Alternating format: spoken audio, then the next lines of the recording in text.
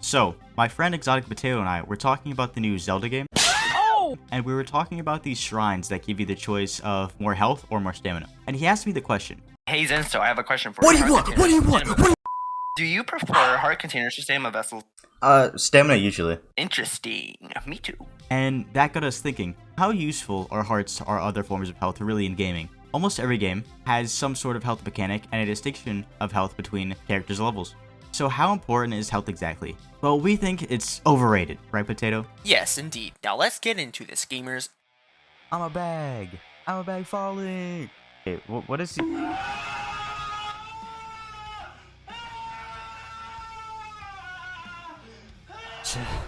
Safety first, bud.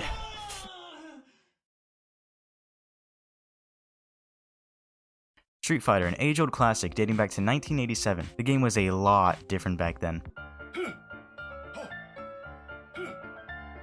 And it wasn't very popular since Ryu was the only character in the game. Its lack of combos, characters, and all things that are staple in fighting games nowadays made it lackluster, to say the least. But this wasn't the end for Street Fighter. With the release of Street Fighter 2, due to the new and enticing characters, along with having actual combos for the first time, Street Fighter became what we all know and love today, gaining popularity and recognition from competitive and casual gamers alike. We'll cover why Street Fighter 2 gained popularity and Street Fighter 1 flopped at a later date, but what we'll be covering today is the successor to Street Fighter 2, Street Fighter 3, and how this game's meta is a good representation of why health may not be as important as we all think. You see, what not a lot of people know is that some fighters in Street Fighter have different health values, despite having the same health bar. These values range from 985 to 2050, but I'd like my great nutritious friend Potato to lead us off on this topic. Could you tell us more about these stats, Potato? Thank you, Zensto. With great ranges of HP stats, you'll be surprised in what characters in Street Fighter 3 Second Impact are seen at the top level of play. Akuma is known to be one of the best, and if not, the best character in Street Fighter 3 Second Impact. He has the least amount of health in that game, being a whopping total of 985 health. The developers thought of making Akuma great at everything, but at the cost of having the least amount of HP. In this way, you can play a really good character, but at the cost of the opponent needing only a half of the hits. But they went overboard with what Akuma can do. Akuma has the ability to use fireballs in the air. In this way, Akuma can be super oppressive while being at a distance. His fireballs are also decent zoning tools that Akuma can use for neutral. Akuma can lastly use the momentum of his jumps to get into opponents while throwing out a fireball. Akuma not only has a good fireball game as Ryu, he also has an extremely good combo game as Ken. Akuma's Tatsumaki and his Shoryuken both have multi-hit properties just like Ken's. This allows Akuma to extend combos, get more corner carry, and also just get a lot more damage in general. With the amazing attributes of both Ryu and Ken, this made Akuma an unstoppable force. Great zoning to keep people out, and also really good combos so he can stay in. Now let's talk about another character from Street Fighter 3 Second Impact. This character, on the other hand, has a lot more HP, and at the maximum, almost has double the health as Akuma. Hugo has the second highest HP stat in the game, ranging from 1,385 to 1,870. Hugo is also known to be the worst character in the game. Even though he has a great HP stat and can take a lot of hits, he is also known as being a total punching bag. He has the worst neutral out of any character in the game, and he is one of the only characters that can also get infinited. His hitbox is bigger than most characters, so that it makes him way easier to hit and opens more combo possibilities on Hugo, which isn't normally possible. Alright, I feel like I've talked enough about Street Fighter for long enough. Now, I will let Zensto take the wheel. So far we covered Akuma and Hugo, what interesting and polarizing characters, but now it's time to move on to another game. I'm not sure if you've heard it before. It's made by a small indie company, Overwatch.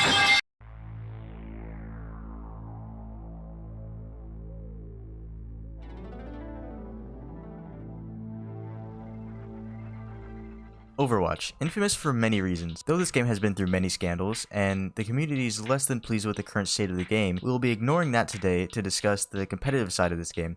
The wide array of characters is something that originally brought people. With a cast ranging from a big talking gorilla, a robot that is violently into peace, and a cowboy, you can surely find a favorite in this wide selection. But there's a character I specifically want to cover today. I'm sure many of you know as the staple of the franchise, and on the front of the cover, Tracer, a character falling under the archetype of damage, equipped with dual energy pistols and a bright smile. But what's the point about her, and why am I bringing her up?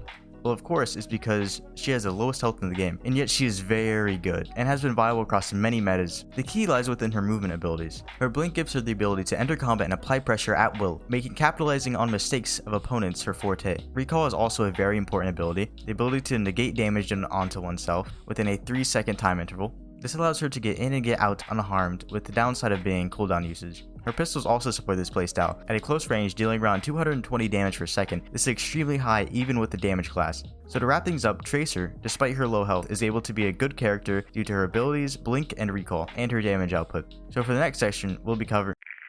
Wait, what? The section isn't over? There's one more character to cover in Overwatch? Yeah, okay. Alright, let's... Imagine this, you're on a loss streak, and this game is the game where you really pull through, full confidence. Let's go and get... Widowmaker, a character holding a measly 170 health, and an absolute garbage primary fire. How could this character be a threat at all? And at the criticism of so many fans for being unfair or busted. This is all thanks to her secondary fire. It allows you to scope in and be the only person playing Valorant while your team is playing Overwatch. What do I mean by that?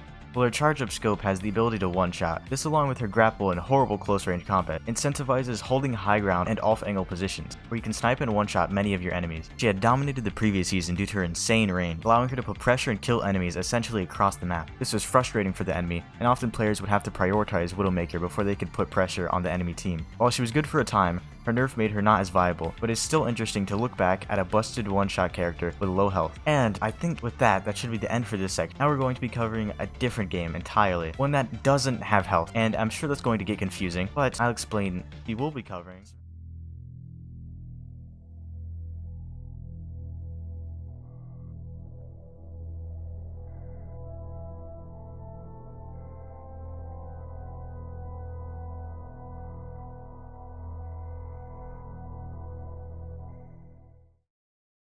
Masahiro Sakurai, do you know why I brought you here today? Enlighten me. Smash Brothers, such a long-running franchise, Of all the way course. back in 1999. That's 22 years. You can Games count. were great, but there was just one thing off. No hope in sight that it might be fixed. But then you released Smash Brothers Ultimate.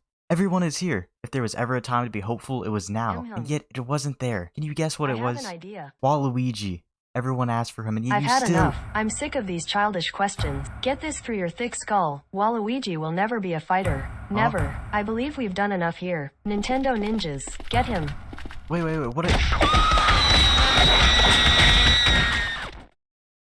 Smash Bros. Ultimate, a fighting game with a unique aspect, the first of its subgenre, titled Platform Fighter, with the goal being pushing your opponent off the map.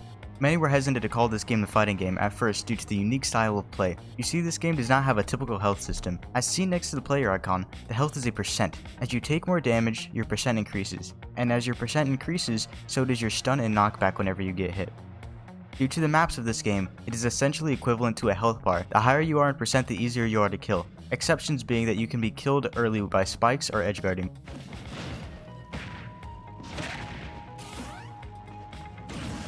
Or late due to the opponent not landing a solid enough kill move in the right position. This type of gameplay makes it so that, more than any other fighting game, where you are positioned relative to the map and your opponent is extremely important. That is the basics of how this fighting game works. There are more specifics to this system that I will not be covering today. Rather than delve into that, we must return to our main topic. Considering this game does not have a health bar, I do suppose that we determine which character has less health than another character. The answer is weight. Each character has different weight. Weight determines how fast the knockback is able to affect. For example, a character that is, let's say, a super heavy like Bowser at 135 will not go as far as a middleweight character like Mario at 98. Now let's push this to the extreme. How can a lightweight character that is easily knocked back be viable? For this example, we are going to be using Fox, a character that is only heavier than 4 other fighters, and one of those fighters being a part of a 3-fighter character. Fox can be seen at the top level of play, often played by Light, and he's often depicted as a high-tier character on the list. How can this be? His viability lies within his superior attack speed and movement speed. Being one of the fastest characters in the game, he is able to capitalize an advantage state more than many of the cast. He can constantly put you in a state where you have to guess what to do, and if you guess wrong, you take a massive amount of damage. The sky is the limit when it comes to the mix-up potential of this character. Given that even his slowest moves are considered fast comparatively, and that he even falls fast, he can constantly mix up when he's going to go in, when to chase, when to fall back, and when to bait. Essentially, Fox gives you the tools to be in advantage more than your opponent, and if you do so, he is phenomenal. The reason they made him light and his recovery subpar was to balance this. Not to say his recovery has no mix-up potential, but it is a lot easier to edgeguard him as well as kill him at lower percents in a lot of the cast. Given all of this is in his kit, Fox is a character that relies on the player to be always on their toes and paying attention to what the opponent's habits and tendencies are. A hard to learn and hard to master character with great potential. And with that, we will be ending this section. Thank you for making it this far in the video, and if you enjoyed, please make sure to like, comment, subscribe, and see you all in the next one.